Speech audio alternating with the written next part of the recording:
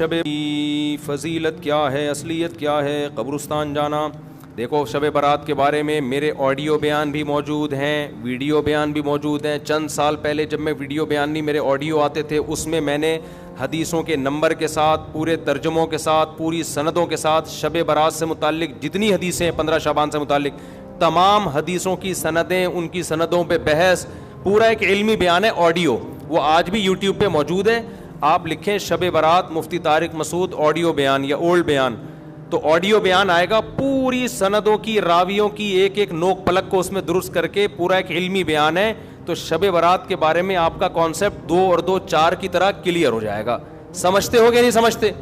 تو اصل تفصیلی بیان تو میرا وہ ہے, کئی سال پہلے ہوا تھا, میرا خیال ہے 2013 یا 12 میں ہوا تھا وہ بیان, آڈیو بیان ہے وہ.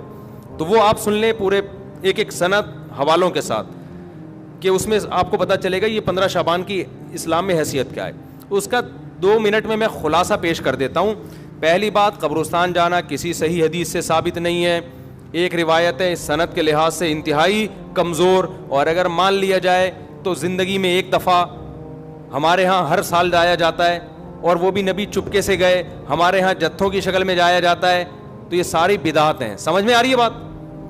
ایک تو وہ حدیث انتہائی کمزور ہے سند کے لحاظ سے, اس سے شرعی مسئلہ ثابت نہیں ہوتا. لہذا ہماری رائے یہی ہے کہ 15 شعبان کو قبرستان ثواب سمجھ کے جانا بدعت عمل ہے, اور ثواب سمجھے بغیر جانا بدعت کی تائید ہے. تو نہ جائیں قبرستان. سمجھتے ہو؟ نہیں آ رہی بھائی, ان کو رہنے دو.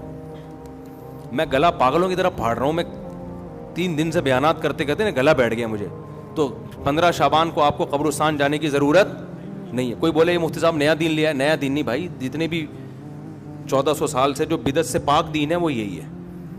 کیوں؟ کوئی صحیح حدیث موجود ہی نہیں ہے, انتہائی کمزور حدیث ہے, اور زندگی میں ایک بار والی ہے. صحابہ سے وہ بھی ثابت نہیں ہے, اور وہ بھی چپکے سے گئے. آپ جتوں کی شکل میں جا رہے ہو. تو یا تو یہ بدعت ہے یا بدعت کی تائید ہے. تو آپ قبرستان پھر چپ ہو جاتے ہیں. یار نہیں جاؤ یار, کسی اور دن چلے جاؤ قبرستان. ویسے بھی ان 15 شعبان کو قبرستان میں جو میلے ٹھیلے اور انٹیاں بن سج کے آئی ہوئی ہوتی ہیں نا, مردے فتنوں میں پڑ جاتے ہیں. مردے کہتے ہیں مرے کیوں یار, اتنا اچھا ماحول ہے باہر کا. تو آج کل تو انٹیاں ایسے میک اپ کر کے اور دوپٹے, اور پھر بندے بھی تیار ہو کے, ایک انٹرٹینمنٹ ہے وہ قبرستان. وہ قبرستان تھوڑی رہا ہے جو پہلے ہوا کرتے تھے. تو آج کل تو ویسے بھی جانا جائز نہیں ہے. دوسرا کام, اس رات کو لوگ کہتے ہیں نہاؤ دھو اور تہوار ہے. تو تہوار اسلام میں دن میں ہوتے ہیں, راتوں میں. عیسائیوں کے, ہندوؤں کے تہوار ہو سکتے ہیں, مسلمانوں کے تہوار دن کی روشنی میں ہوتے ہیں. رات کے اندھیروں میں بولو نا نہیں ہوتے. راتیں عبادت کی ہوتی ہیں. تہوار نہانا دھونا اچھے کپڑے یہ دن کے کام ہیں.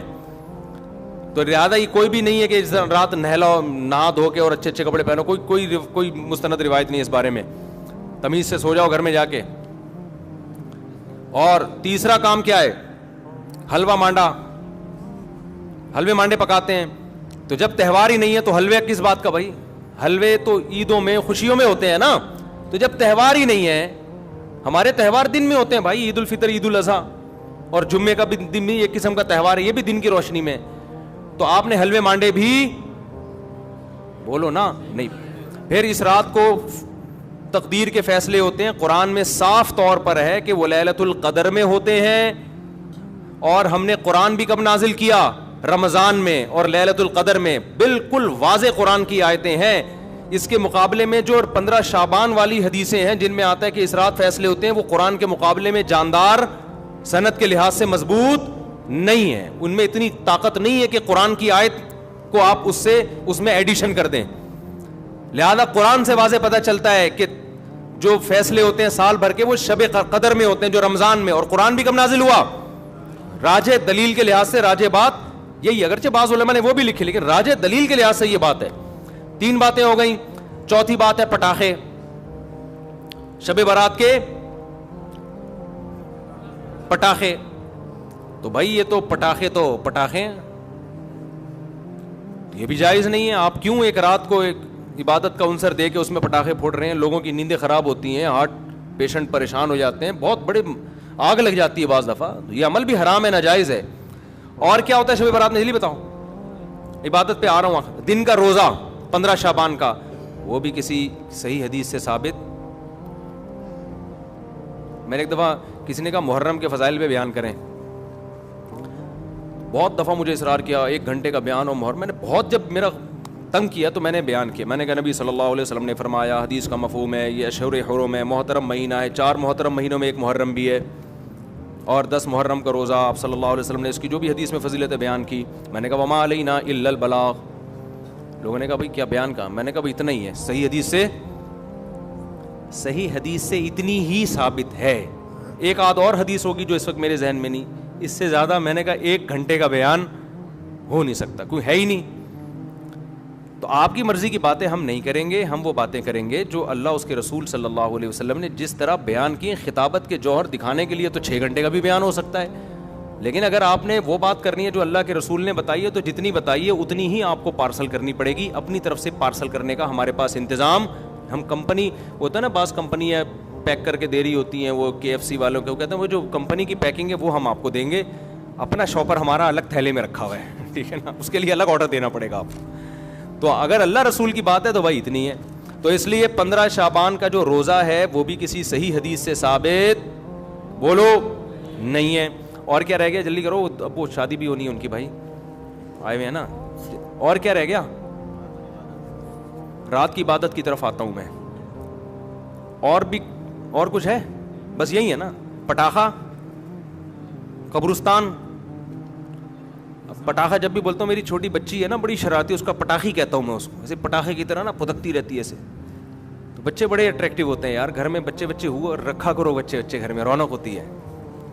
تو ایسے وہ اس کے ہوتے ہوئے شب برات کے پٹاخوں کی ضرورت ہی نہیں ہے ہمیں.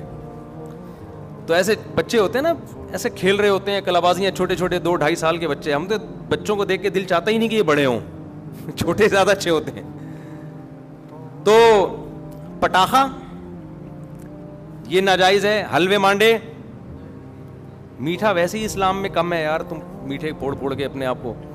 اور تیسرا کیا ہے, میٹھا کم کیسے, لوگ حدیث پہ کے لحاظ سے اشکال کریں گے, پھر کسی وقت اس کا جواب دوں گا. تیسرا ہے نہانا دھونا, صاف کپڑے پہننا. اچھے کپڑے تو ویسے ہی صاف پہننے چاہیے ہر وقت, لیکن اسپیشلی اس رات میں کوئی فضیلت نہیں ہے.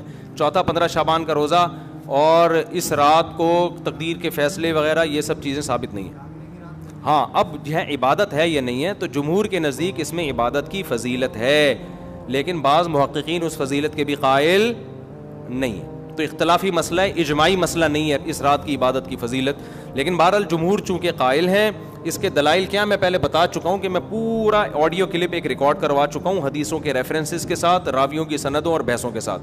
تو بہت ساری حدیثیں, اگرچہ کوئی بھی حدیث صحیح نہیں ہے اس کے فضیلت کے بارے میں, لیکن تعدد طرق کی وجہ سے بہت سے علماء کے نزدیک درجہ حسن کو پہنچی ہوئی ہیں.